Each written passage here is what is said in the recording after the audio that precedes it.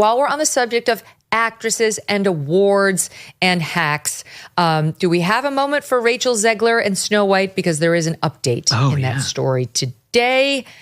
There was an in-depth piece, like a behind-the-scenes piece. Was it Variety? Talking about how they've been in a full meltdown about this girl for a couple of years now, and how they had her tweet out like a little, "Yay, Snow White, can't wait, so excited, I love to play her."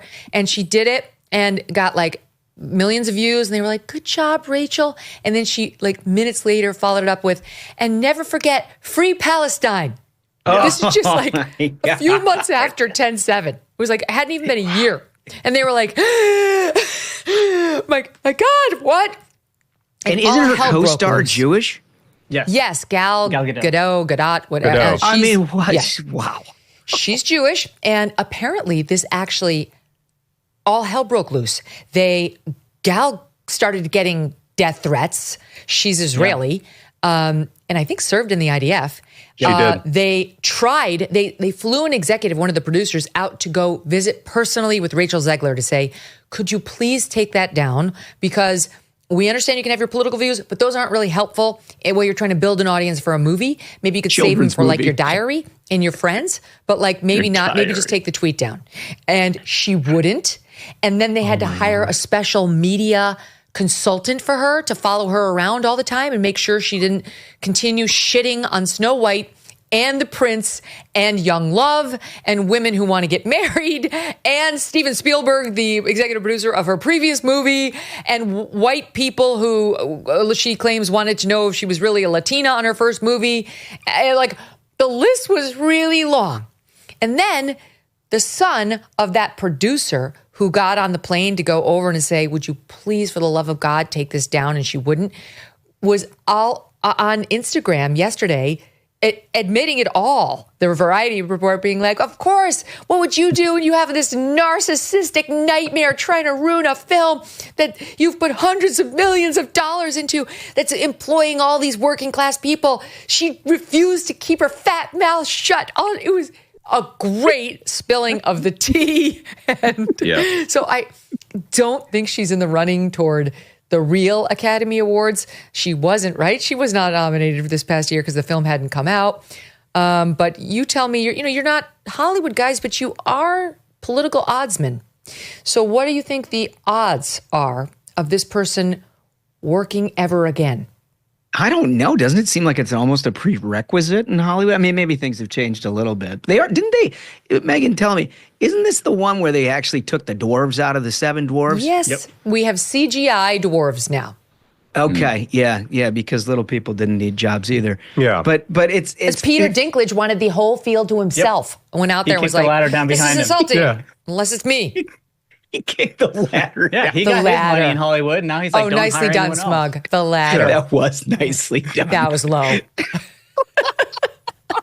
No, but I mean, he got his money acting as a little person. Now he's saying it's demeaning for them to have those roles. He acted as a dwarf on like the most popular show on TV for 10 years, made millions of dollars. Now he's like, how dare people hire dwarves to act as dwarves? It's ridiculous. He got his money and then kicked the ladder down behind him. The thing that really shocks me about this story, Disney and all these media companies, they invest hundreds of millions of dollars into these projects, right?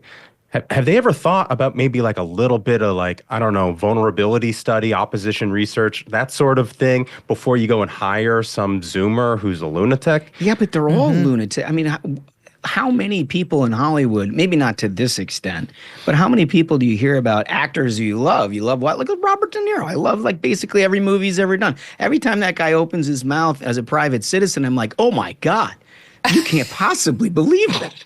You know what I mean? So it's like, if you're trying to vulnerability study it, where do you start? Yeah. I mean, I don't think they're all this bad. I think most young ingenues can be scared into just being quiet until the movie comes out, at least. Like, please give the movie a chance, understanding that Republicans buy sneakers too, to quote Michael Jordan. Like, just and there are a few, give it a chance. There are a few actors now that are less afraid of sort of showing their conservative roots. It's also a generational thing. I mean, her generation has basically grown up being told every opinion you have, post it online, share it with the world. You're the most special person. The world revolves around you. Everyone has to change to fit your beliefs because you're so special and you're so important and everything you say is validated and that's your truth. And that's not going away anytime soon. The other problem is Disney keeps doing this shit. Yeah. They don't care how many times they lose money. I mean, this is... They're going to learn a lesson on this one, though. I don't think so. I mean, they're projected to lose between $200 and $400 million on this. I mean, they're still not going to... They're not going to learn their lesson. About a third of what Democrats lost on Kamala Harris. And I will tell you that I think that this woman will be the governor of California. I think she is going to run, and I think that Californians are looking for a step up from Gavin Newsom. And I think they found their candidate. I think she's going to be the governor. Maybe a formidable voice of the left. You don't go out and buy a life jacket when the boat is already sinking, and you don't buy gold when the economy's already collapsed. Clearly, others are heeding this advice as gold hit all-time highs already this year. It's not too late for you, too. You could have Birch Gold help you diversify into physical gold. Birch Gold specializes in helping you convert an existing IRA or 401k into a tax-sheltered IRA in physical gold for no money out of pocket. One recent 5-star review said Birch Gold was, quote, knowledgeable, helpful, non-pressure. Get your free info kit on gold by texting the letters MK to the number 989898. There's no obligation, just useful information. With an A+ rating from the Better Business Bureau and countless 5-star reviews, text MK to the number 989898 and let the experts at Birch Gold help you secure your future today with gold. Thanks so much for watching. If you like what you just saw, hit the subscribe button for more clips and full episodes.